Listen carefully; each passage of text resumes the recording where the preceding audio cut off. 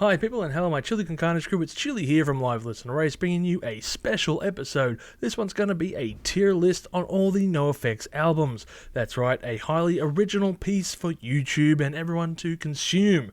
Now, of course, if you're a NOFX fan, you don't want to hear me babble on too much about all of your favourite music and, well, it's all our favourite music too, so let's try and get into this because I plan to make plenty of mistakes that you can correct me on in the comments below. Let's get into the first album, everyone. Oh, and I forgot to mention that this tier list actually has special names for each tier, so see if you can see what I have named them and for what reason. To start things off, we're talking about 1988's album Liberal Animation, the first studio album by NOFX. Now, when it comes to NOFX and their early stuff, they kind of suffer this very big problem where they're just all over the place. They're a bit sporadic and they haven't refined their sound still, despite, I don't know, been playing around for about close to 10 years at this stage. I think they started back in 83, whatever, 5 years. Math was my perfect subject. Anyway, but, shut up already.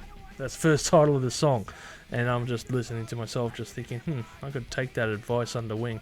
And look, outside of the opening track, there's not much really going for this album. It wasn't an album that I played a lot of, and not one I have really fond memories of. The band is unfocused, just vapid, I guess, and it's not a good album overall. Unfortunately, this trend will follow for the next couple of albums, but we will get to the good stuff later on. So, yeah, Liberal Animation for me was not a strong record, Shut Up Already was a decent song. Beer Bong, again, is another solid track. Outside of that, there's just not much going on between these tracks that I really do enjoy.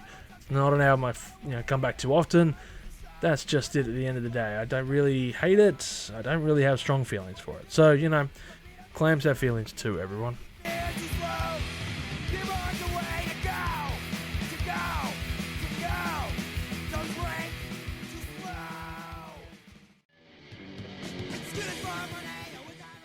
The following year, NOFX would have a release that was called Maximum Rock and Roll. This is actually a compilation album of pretty much all their earlier EPs that were released a couple of years ago. And Fat Mike even said that he didn't know of this record's existence until he went through a punk record and, went through flipping and saw that this album was around. I think he didn't know for like 5 or 6 years. In his own words, he does not like this album and he says, "Do not listen to this, it's shit." That is what Fat Mike has to say about this record. This is NOFX right in their early stages. We're talking mid-80s, all that kind of era, and it's NOFX in a hardcore era. It's a very different record. If you are a massive NOFX fan or, have only heard a few of their tracks, you probably have heard nothing like what is on Maximum Rock and Roll. Unfortunately, not a very good album. Production-wise, it is terrible. Of course, it's just, tape recordings of the band playing and not very well. So, typical punk rock records, in other words, especially of the 80s. But outside of that, it's all over the place. It's really weird, and I don't really think there's anything noteworthy when it comes down to this. They did a cover of Black Sabbath's Iron Man. Yeah, cool, and that would come back a bit later on as well with a few other things. But outside of that, I don't know, Six Pack Girls was an okay track. But other than that, I have nothing else to say about this. It's not a good record. It's, NOFX tried hardcore. This is the proof. And they just weren't that good at it. I know they loved that whole scene. But, yeah, this is, unfortunately, a blip on their history. And as Fat Mike has said, don't listen to this album.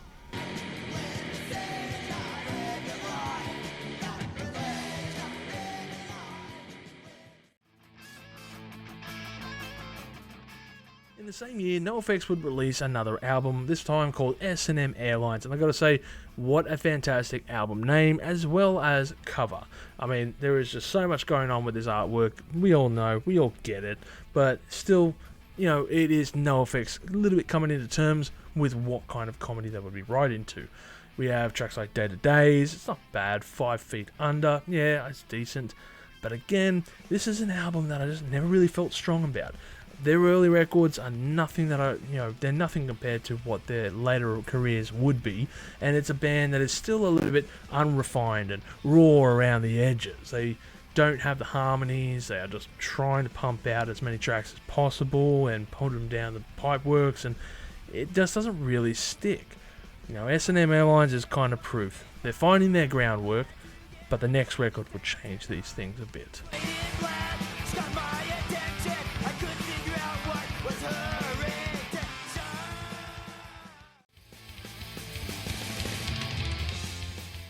1991, NOFX would release their album Ribbed, and I gotta say, they do a fantastic job here on the album cover. It's not the last time either that they would do something like this, but this one kind of takes the cake for it. I mean, you're looking at it, we know what it is, Paraphylactic, everyone, and it is just incredible to hear, or sorry, to see it. You know, to hear it would be a different thing. But I gotta say, fantastic album cover. I've always loved it. But as far as the music goes, it's a different story. There are some tracks here that really do lay down the groundworks for a band coming into shape here. And you can hear it on tracks like Green Corn, the Moron Brothers, you know, and of course Together on the Sand a little bit. But outside of this, it's not a very strong album again, and it's unfortunate because, you know, NOFX at this stage have released 3 albums, 3 attempts I should say at putting out these records. They're kind of finding ground. And I think Ribbed really did define them, put them a bit more on the map compared to their earlier 2. But for me, I know I'm going to cop a lot of flack for this. I didn't really enjoy Ribbed that much. It's a decent album. It is a very decent album, but it's one that I really haven't felt too strongly for. At the end of the day, it's probably because I haven't listened to it a lot. I definitely brush over this one. I'd probably listen to 1 or 2 tracks, and then that's about it. I think they released a live version of this back in like 2018 where they performed the entire album live, you know, in celebration for it. And yeah, sure, that probably sounds like a good time to, you know, relive those times, but I just don't feel strongly for this album. So unfortunately for me, I would describe it as non-essential, even though I'm sure a lot of fans will be saying, no, this is where it really starts. For me, no, I don't really like this album. So that's where I'm going to be putting it on the list.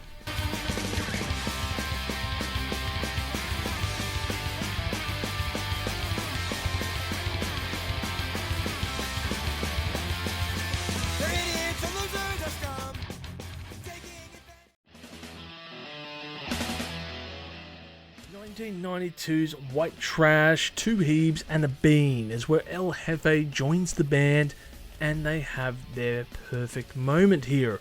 It is a very solid album by the group, who have definitely found a way to make the band work.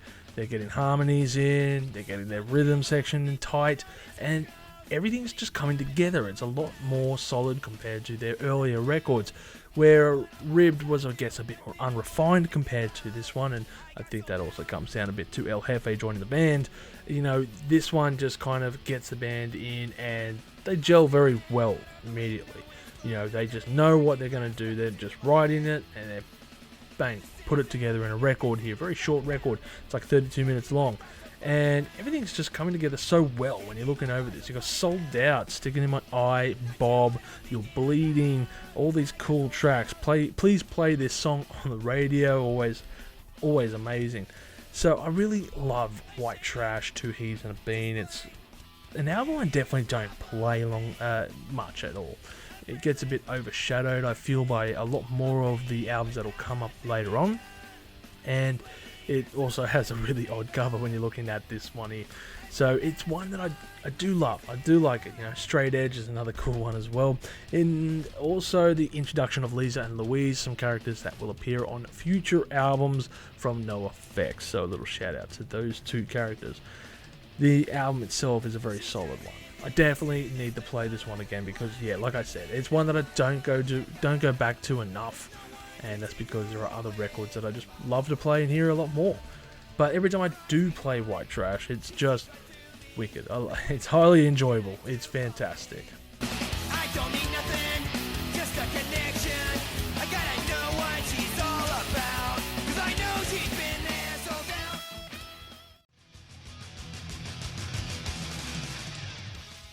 Alright, so I'm going to give a little bit of a backstory here before I go into my discussion on the next album. But this is actually from the NOFX autobiography, The Hepatitis Bathtub. I believe I've shortened that one down a bit. But they were talking about how they first met, of course, Green Day's lead singer, Billy Joel. And in this instance, it was the band going to see the Red Hot Chili Peppers back in the, I want to say the late 80s, probably 88 or something like that. Anyway, they went to go to a Red Hot Chili Peppers concert, and they went in, they saw the concert, then they came back out after it, hopped in their van, and they started driving it, gunning it down the highway. And then all of a sudden, there's this banging on the door from inside the van. They pull over. What the bloody hell is that noise? Have we got a flat tyre or something like that? You know, they get out, they're checking the van's tyres over, looking it over, and the banging just comes from inside the van this time. What the fuck? What's going on here? So, they open up their little slide door, and out pops this 14-year-old kid. Now, I know it sounds terrible. They are not Catholic priests, so it's not that bad. But still, at the end of the day, this kid just goes, "Oh, shit, sorry guys, I saw that your van was unlocked and I was drunk. Wanted to see the Red Hot Chili Peppers concert. I was drunk and I passed out in your van. Sorry about that." And so technically they kidnapped a child for a small time. But, you know, neglecting that side of things, that was the band's first introduction to Billy Joel. An interesting little story to say, because this ties in to their 1994 album, Punk in Drublic. It is their magnum opus. And I say this because NOFX were always a bit dissuaded by the fact that their albums had never broken into the scene. However, a lot of their contemporaries of the time were making it big. You had bands like Bad Religion just breaking it through, and of course Green Day. I mean, 1994 was a huge year for punk rock. Dookie was released earlier that year, and Bad Religion's making a break for it, and all these other bands, especially from the California scene anyway, they're just doing massively. But here's NOFX, who have been doing it for years before most of these other bands, and they just hadn't got their dues yet. But all of that would change. So Punk in Drublic drops, and it is their magnum opus, everyone. This is essential listening to. If you have not heard of NOFX and you're wondering where to start, bada bing bada boom, this is where you go. Because Punk in Drublic is an amazing album, everyone. Gotta say, love that album cover. It's always caught me off guard. This was the first album that I bought by the group because I read somewhere that this was a really, really good punk rock album. And I was really getting into that shit back in the day. So, just go out, buy Punk in Drublic. No regrets. No rugrats, we should say. It opens up with the perfect track of Linoleum, jumping into Leave It Alone, Dig, The Cause, Don't Call Me White, My Heart Is Yearning, odd track, that one. Perfect Government, The Bruise. I always loved The Bruise. I always thought it was about just some people going out, getting drunk and stuff like that. It wasn't until I was reading up about this song not too long ago and I realised it was a little bit different, a bit of a attack on the oi rock and its, you know, deep-seated racism and stuff like that. It was a different, it was a different take. I didn't realise The Bruise was short for something else. If you didn't know, it was the Hebrews. So obviously the band is part, you know, half the band is Jewish. So yeah, it's a very interesting thing that I found out only very later on in the album's career. I probably listened to this album, you know, this track for 20 years. I only discovered that recently. You know, yeah, obviously didn't pay enough attention. But yeah, then you got other tracks. The Cause, spelt with Quass. Again, this is another thing I'm not entirely sure about, but whatever. Dying Degree, Fleece, Laurie Myers, really good track. Jeff Wears Birkenstocks, Punk Guy, really sick one. All the way up to the end here. Happy Guy, Rico, Scavenger Type. All these songs, they just tied in so well, and it is such a perfect album from start to finish. I would probably say there's only maybe one or two tracks maybe that really aren't that good, but I wouldn't say they're terrible either. So yes, Punk in Drublic really broke NOFX through to the other side and got them their rights as, I guess, punk rock icons, especially when you came through in the 90s.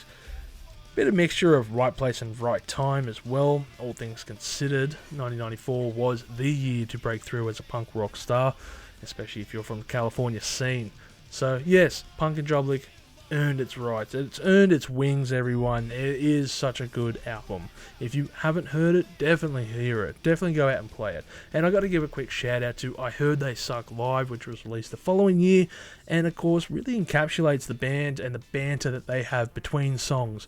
Because yes, it's interesting to hear these songs played in a studio effort, but when you go and hear NOFX live or see them live, you kind of are cutting out all of the jokes and stuff between songs that they're always talking about, and punchlines and everything else between it. And I Heard They Suck Live.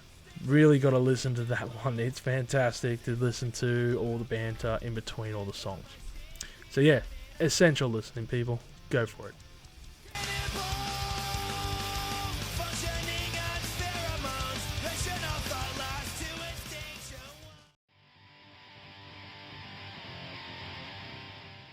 It's interesting when you're looking over NOFX's chronological history of albums, because when you go from 1994's, Punk in Drublic, one of the best punk rock albums, especially of the 90s, and then you back it up 2 years later with Heavy Petting Zoo, which is such a failure. It is like it's more than 2 steps backwards. NOFX just catapulted themselves overnight pretty much to this standard, and then all of a sudden Heavy Petting Zoo comes out and you're really undoing what you've done. Now, interestingly enough, this album's cover, I think, was banned in Germany, I want to say, and I'm not surprised when you look at the original album cover work. I don't even know if I'll be able to put it up, but if I do, well, if you're witnessing it without it being censored, congratulations, YouTube hasn't picked up on that yet. But other than that, they had to redo the artwork to what it is at the moment, which I'm still surprised past. Now, that aside, the tracks themselves, some of them are decent. There's the first track, Homophobic, Scared of Bums, Filthy Phil, Philanthropist. But outside of these tracks, I guess there's not too much going for it. I don't really like too much of this. It's not memorable. There is nothing going for it. There's no absolute standouts besides really the first 2 tracks. Odd note here, the 12th track, August 8th, is in regards to Jerry Garcia's death, even though he died on August the 9th, I think it was. And that was just Fat Mike getting it wrong, and now it's forever memorized onto a record as being Fat Mike being incorrect, I guess, and being an idiot. So, take that, Fat Mike. Anyway, yeah, Heavy Petting Zoo, not a very good album. There's something lame about being grand.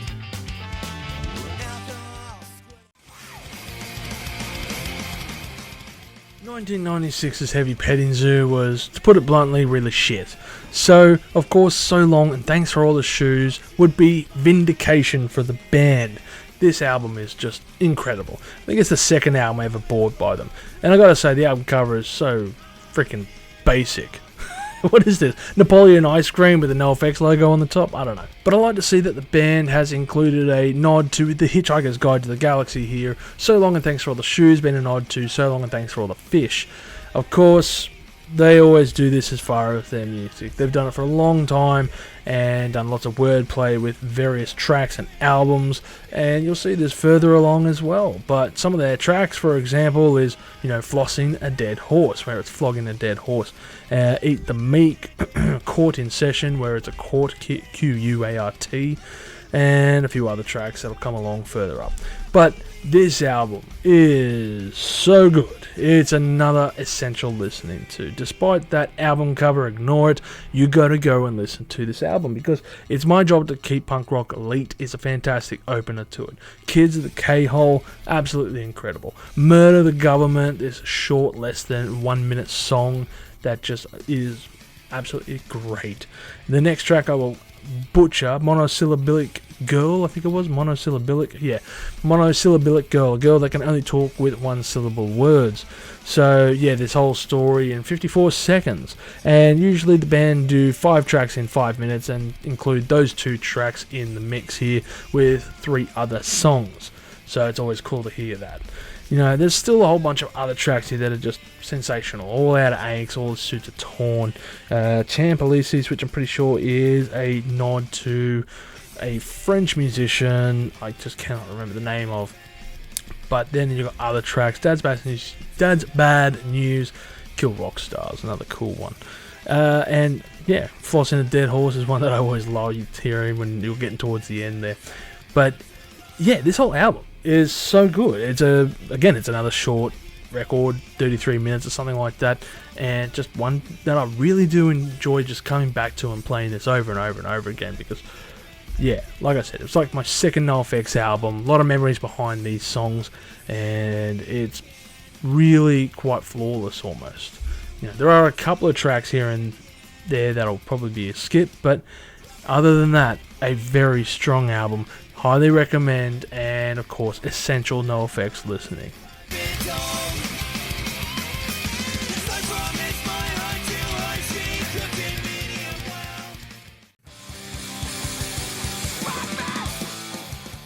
In 1999, the band would release a new single. Now, of course, NOFX for the past 10 years of their life had been releasing various singles, and all of this will come up in an album a bit later on. But this one is special unto itself. It's one track only, and of course, it's the 20-minute track, The Decline. A bit unheard of when it comes to punk rock to do long songs. I mean, shit, when it comes to punk rock, you're always trying to do it under 3 minutes or less. So when NOFX came in and said, yeah, let's do a long track here, we're going to do a 20-minute song, it's just next level. And The Decline tells this really interesting story, behind shooting a gun to then it clips over to some part else, and I don't want to give too much away, I guess, when it comes to the song. You got to listen to it, because it is such an interesting story behind the music and all the movements. It's the most complex piece of music that NOFX have ever written, of course. From what I understand, they absolutely hated the recording of this. It took several months, it took several visits and revisits to the studio, as opposed to, other tracks that they could probably nail out in a minute or two. So, I can understand why they fucking hated it. I'm pretty sure Fat Mike said of the record, they really fucking hated recording this song. But the end result is absolutely fantastic. The band wanted to try something different, they did it. They really did it here. So, it's phenomenal when you're listening to this. I've had the chance actually to see NOFX perform this song live, and that was like my favourite moment of seeing them. I cannot say, I can say this is probably my favourite NOFX song. I would dare say it's my favourite NOFX song.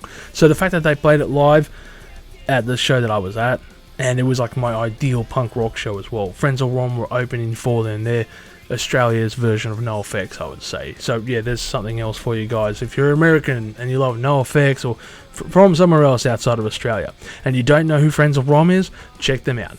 Frenzal Rhomb is highly loved by NOFX. NOFX absolutely love Frenzal Rhomb, and I'm pretty sure a few of their records are released under Fat Mike's record labels, Fat Records. So do check out Frenzal Rhomb too. But yes, The Decline, everyone, the 20-minute long song. It was also done live at the Red Rocks only a couple of years ago. I think 3 years ago they re-released it, re-recorded it, performed it live. You know what I'm fucking saying. Anyway, and of course it's just got Donald Trump on the front with a missile. Fantastic. And I believe it's an orchestral version. Odd. So yes, a very cool album, or single I should say, by the band. And I think it's going to be, out of all the fans, it's probably their favourite single. Without a doubt.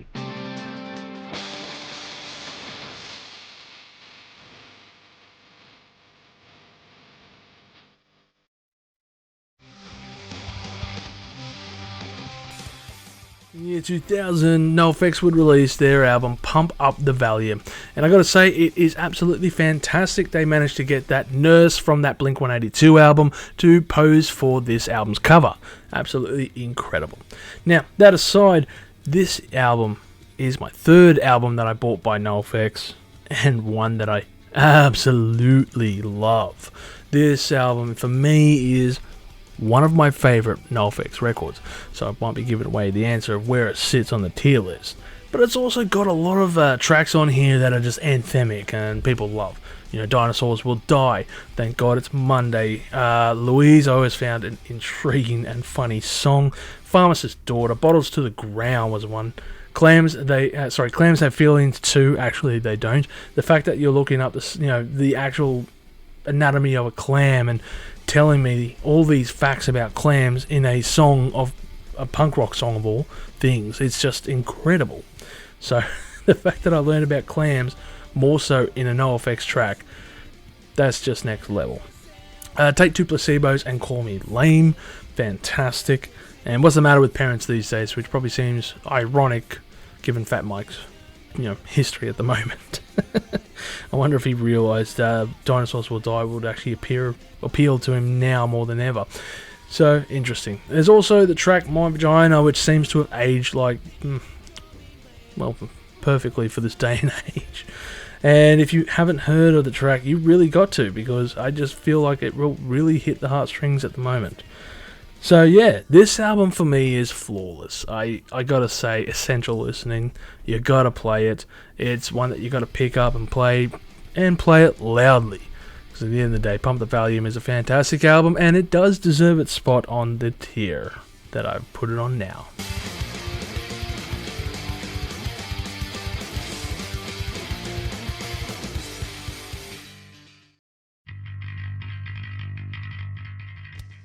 2 years later, in 2002, NOFX would release another compilation album. This time, of course, Fat Mike would know about it.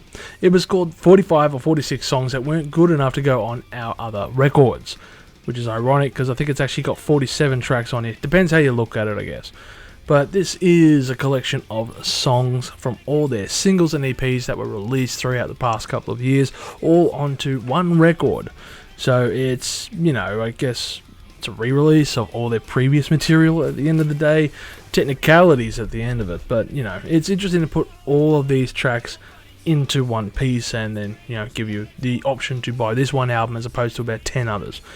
I think the last half of the album was the last two EPs that the band had released. One was called Surfing, I think, and that was a nod to Suffer by Bad Religion, and of course there was another track another EP that I'm just can't remember right now. But outside of this, the track's cool. I wouldn't say it's all great.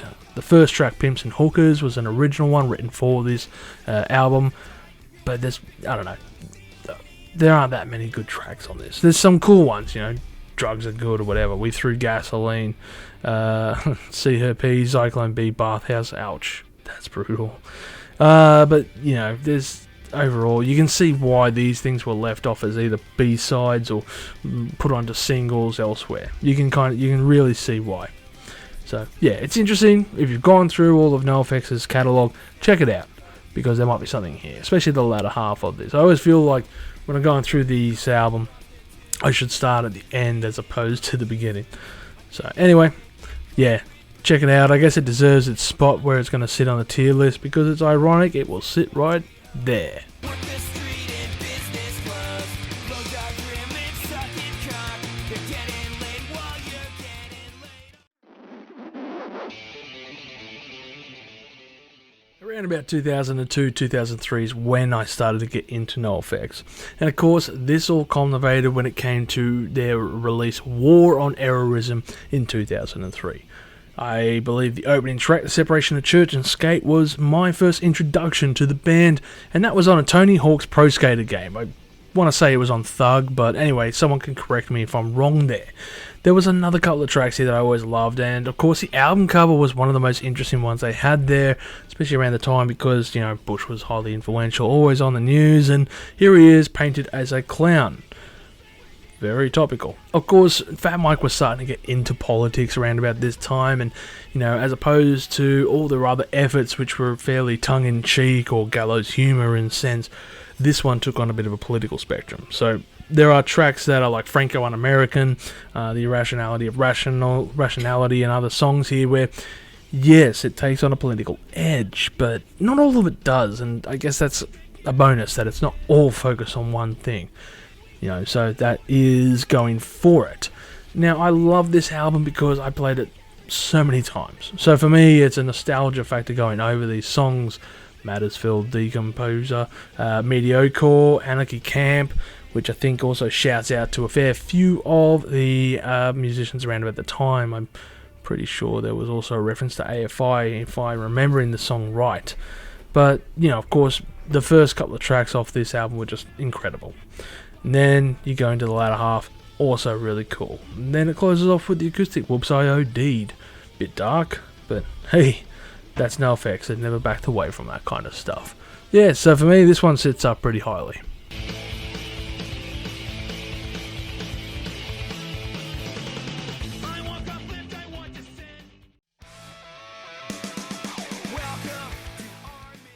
2006, NOFX would release the album Wolves in Wolves Clothing, and for me, this is an album I often forget about. I mean, I know, of course, of the massive song Scene Double at the Triple Rock. It's a massively anthemic track, but this is an album that I often forget about because, yeah, it doesn't really have that many memorable songs. There's some cool tracks here. Yeah, the first half of the album's decent, 60% US A-holes. Of course, we march to the beat of Indifferent Drums, but at the end of the day, this is just one of those albums I didn't really care for at the time. You know, again, I didn't even remember it coming out. I remember seeing it when I was overseas, and there was someone selling CDs, and I was like, oh, it's an NOFX record I don't have yet. I bought it, listened to it probably once or twice, and went, yeah, this isn't that good. It just wasn't memorable. There was nothing on here that I really enjoyed, and I already had Scene Double at the Triple Rock on another CD at the time anyway. So for me, the only reason I would have gone back to this, is already gone. So yes, again, this is an album I just didn't really play too much. Maybe people have better feelings for this album. For me, it's okay. It's not bad. It's just not really great.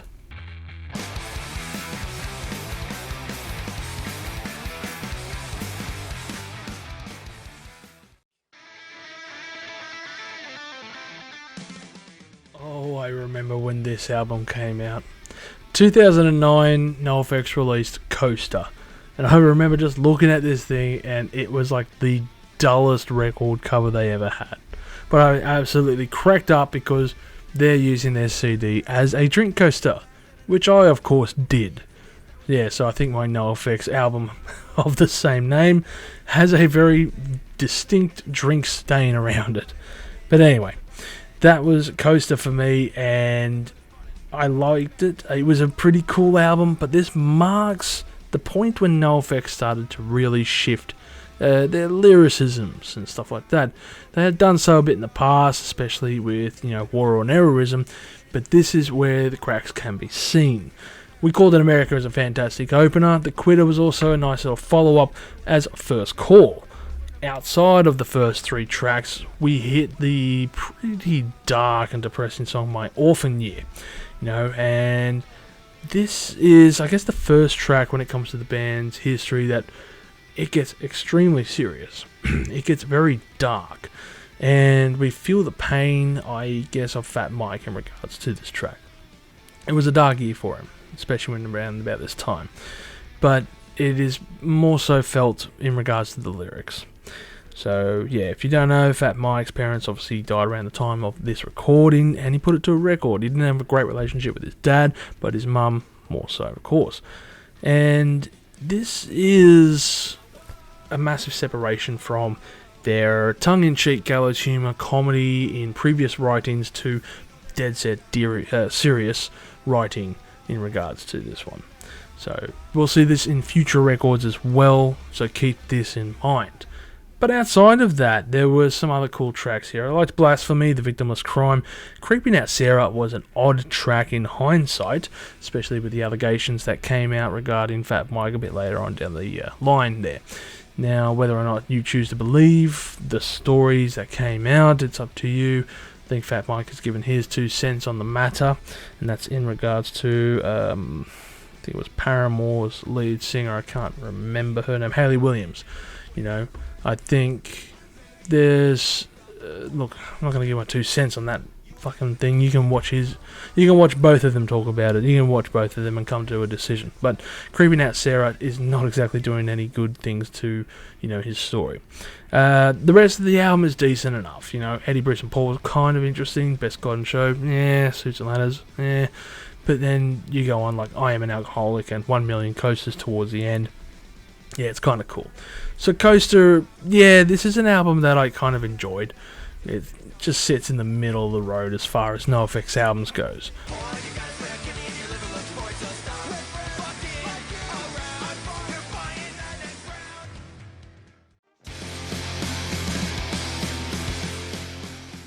At least 2009's Coaster wasn't the only release by NOFX that year. Of course, there was the EP Cokie the Clown, and what would probably become one of the most famous album covers or EP covers for NOFX in regards to their history. Fat Mike, dressed as a clown, taking on the older ego of Cokie the Clown, a drug-abused clown, essentially himself. So yes, it's a mirror image of himself in a euphemism. And Cokie the Clown is a really cool track. Straight Out of Massachusetts is another good track as well. But let's not take away from the first song here. Cokie the Clown is really underplayed, I think, during a lot of their live gigs. It's a song that I don't go back to nearly enough, as much as I should. I remember buying this EP and I think I mixed it with a few other NOFX songs on something later on down the track. But yeah, this is a solid EP, a very solid one. That very first four track. There's only 5 tracks on this, so it's only 10 minutes long. You know, you'll be playing it through very quickly when you're going over it. Cokie the Clown, very solid. Straight Out of Massachusetts, pretty good damn song. Fermented and Flailing, Codependence Day, and of course it closes off with my Orphan Year acoustic version, which is probably the better way to play that song. But again, that's where we are hitting the dark spot within NOFX's career. So yeah, I think it sits where it sits for a reason on my tier list. Those 12 giant steps, I brought you all presents against good judgment, but me. 2012's album Self-Entitled is probably the last good NOFX album they have made. Except for maybe one more. But you know what, this was really the last time that they did the energy of their previous songs in here. For most of the part anyway.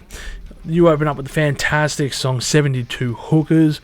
I love that song so much. There is so much going on in that track. Fantastic lyrics, and when they play it live, it's just next level. You follow it up with I Believe in Goddess, which is also sick. Ronnie and Mags, very much in your face in regards to the lyrics and what they're about. But then you follow it up with She Didn't Lose Her Baby, of course, another dark song. Now, the rest of the album kind of just flows in and out here and there with some pretty sick songs along the way. You know, Christmas Has Been X'd, which I think was also on an EP following up soon. And there's a few other songs. Sell Out, which was odd because it's like electronic, and it also addresses, you know, being the punk rock musician that Fat Mike is, and getting called out by another fan saying, why don't you sing songs like you used to back in the 90s? And then writing this song about this view in such a different style as opposed to what you would be expecting. So yeah, that's a kind of cool little mix. Just didn't really dig that whole electronic Game Boy sound. So besides that, yeah, it's a solid album. I think it is a very solid album and highly enjoyable for what it's worth. But 100,000 hookers can beat the Marine Corps in stopping hatred.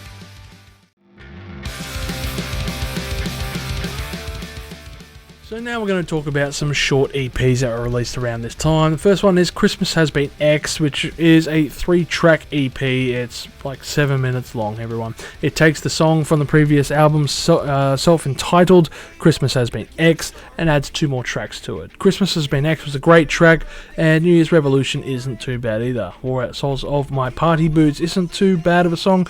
Not as good as the first 2, I would say. So yeah, it sits somewhere in the middle for me. Dead scroll. December 25th has been blacklisted. Since Docket found. The next EP that NOFX would release would be called Stoke Extinguisher, and I just didn't like this album cover. Felt really odd to look at, I don't know. But that aside, again, there is I Believe in Goddess. It's a 6-track EP. It's a decently long one this time. Yeah, 13 minutes. I Believe in Goddess, a demo version, is on here. Yeah, wow. Not like you could listen to that on the previous album. But then you have, of course, The Shortest Pier and Stoke Extinguisher. Yeah, not bad. I like The Shortest Pier, actually. I didn't mind Stoke Extinguisher. Then, of course, you got Wore Out the Sole of My Party Boots, again, 2012 version, apparently. My stepdad's a cop and my stepmom's a dom. Jeez, say that 5 times as fast, everyone, I dare ya. But, you know, it's a decent enough track. And New Year's Revolution, again, which was from the previous EP. So why would you bother going to Christmas Has Been X when you could listen to bloody this one? I don't know. But still, I would say that this EP is better than Christmas Has Been X'd, only slightly.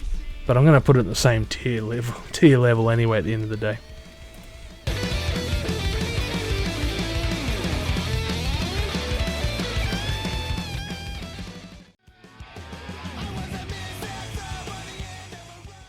It would take the band 4 years until they released their next record, First Ditch Effort, and this is where everything's just falling apart at the seams. The band is just really in a dark headspace here.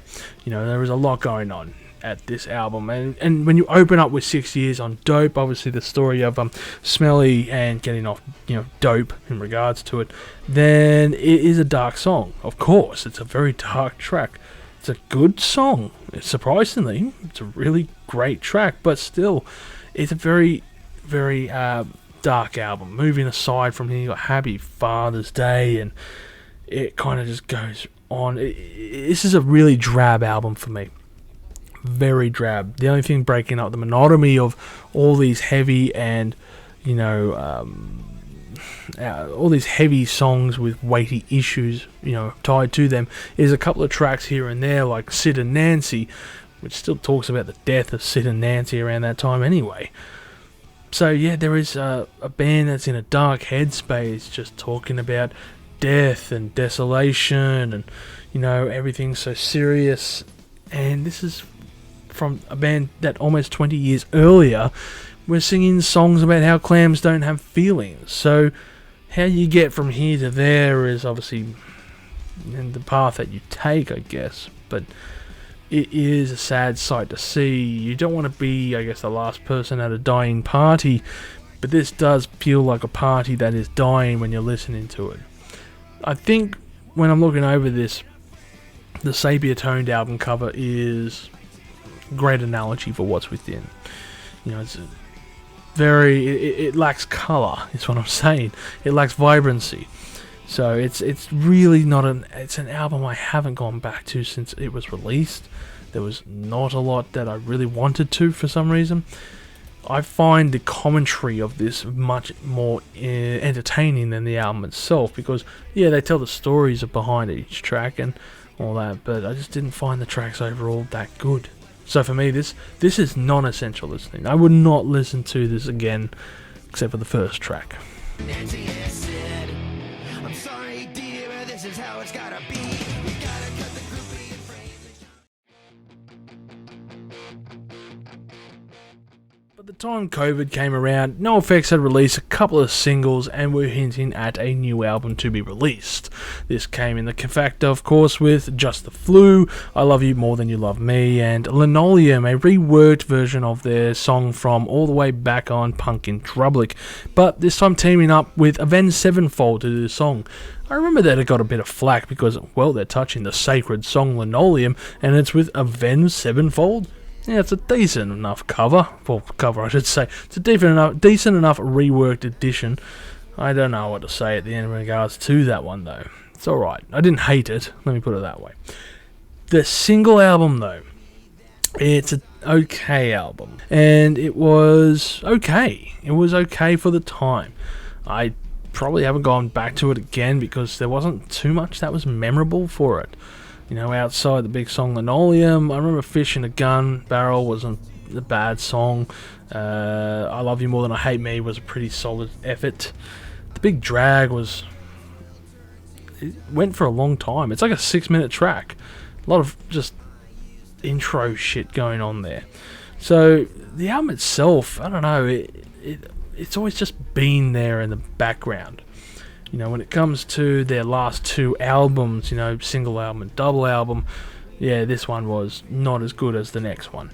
And it just kind of felt like a shame, really, going over this one and going, oh, yes, new NOFX album. Nothing really stands out.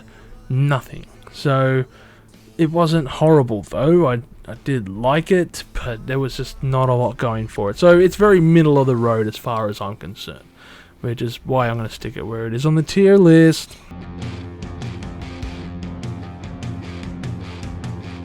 trying to make sense of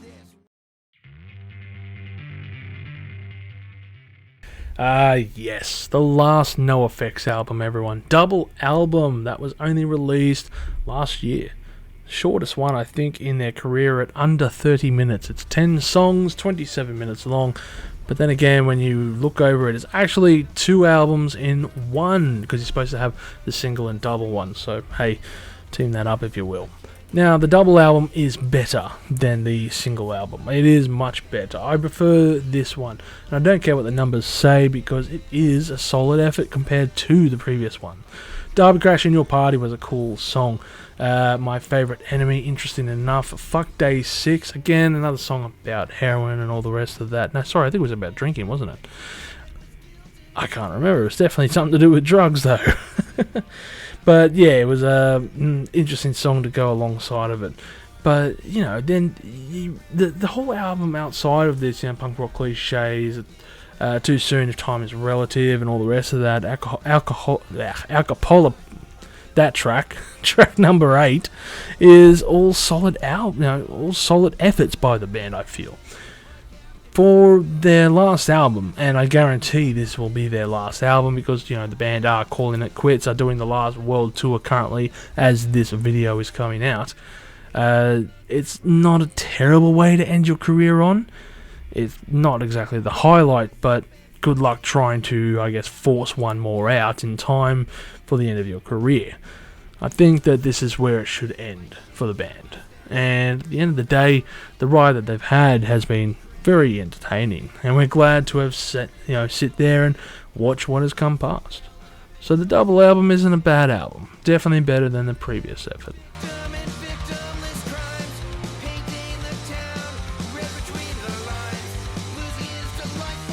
So that does it as far as NOFX albums ranked on a tier list. I know I didn't absolutely cover everything. If I covered every single EP, then this would just go twice as long. And you guys got better things to do. You could listen to an NOFX album or 2 by the time you finish watching this episode. So go and listen to an NOFX album. But if you're still here, I'd like to thank you again for watching this. I want to give a shout out as well to a few albums that definitely weren't covered here. And that is, for example, the Longest EP, which I bought back in the day, and I did enjoy that. You know, there was a few tracks on there that were really cool, and I thought that was a pretty solid little compilation album by the band. Also, the Backstage Passport album soundtrack, and it had a pretty interesting, couple of songs there that were just made on a whim. And if you haven't seen it and you're an NOFX fan, highly recommend to check out NOFX Backstage Passport, and that is, Backstage Passport, whatever the fuck it was called. It's basically the documentary that NOFX made back in around 2012, somewhere around that time. And they went to all these countries that they wouldn't regularly tour, and they were, very unsafe countries and places that you just wouldn't expect the band to go see. I think there was, like, for example, the band going to Singapore, performing there for their first time, and they had to print out A4 pieces of paper and do their own promotion for the concert because no one had heard of it. No advertising was done. They did their own promotion for all their gigs, essentially. And, they would go out and hang flyers out, and then they're playing at Singapore, and then they get drugs at Singapore. I mean, we're talking about the country that has a death penalty for any drug users, and here's the documentary to prove that we did this thing. Fuck. Nut jobs. But seriously, there is some really cool stuff, like the one how they get absolutely screwed over in Russia, because no one knew they were coming to Russia, and I think their passports weren't, part of the working visa system or something. So that was a really cool part in that, as well as their manager at the time. They were on the train and he gets absolutely hammered drunk to blackout stage and just passes out, and that's funny as hell. There's also the guys in, I think it was Malaysia, who had never done crowd surfing. So when the band were doing the whole gig, in the underground section, it was quite cool to see these guys jumping on stage, and then Fat Mike kicking them off, like, come on, jump in there, get in there. So yeah, the Backstage Passport, really cool. So that is at least 2 albums that I wanted to give a shout out to. Oh, and of course, they've actually gotten worse live. Still a cool live album. So yeah, band that we all love and enjoy, everyone, because NOFX is absolutely awesome. Be interesting to see what they do moving forward. It's unfortunate that they are coming to a close, but hey, the party's got to come to a close sometime, and we at least have all the music here on offer. Thank you for the music, and I'm going to take these shoes and fuck off now. If you've enjoyed this episode, make sure to leave us a like, subscribe if you can as well. We're a small channel and we're always looking for more people to join the crew. Make sure to also take my YouTube logo, print it out and stick it into vinyl record covers so that when people buy their vinyls and open it up, they think that they're getting a present, but instead they're getting some YouTuber's random little video. As always, people, you have a great day. Make sure you stay spicy. Enjoy yourselves out there. Thank you for tuning in to this episode of Live Listen Erased. And if you have enjoyed this episode, make sure you share it with all your friends. Don't forget to subscribe to our Chili Con Carnage crew so you can get notified for all the future videos that we put out, as we put out videos every Friday. Also, we are on Discord, Facebook, Instagram and Twitter over at Live Listen Erased, so make sure to tune in over there. And don't forget to like this video so that our manager can stay very happy.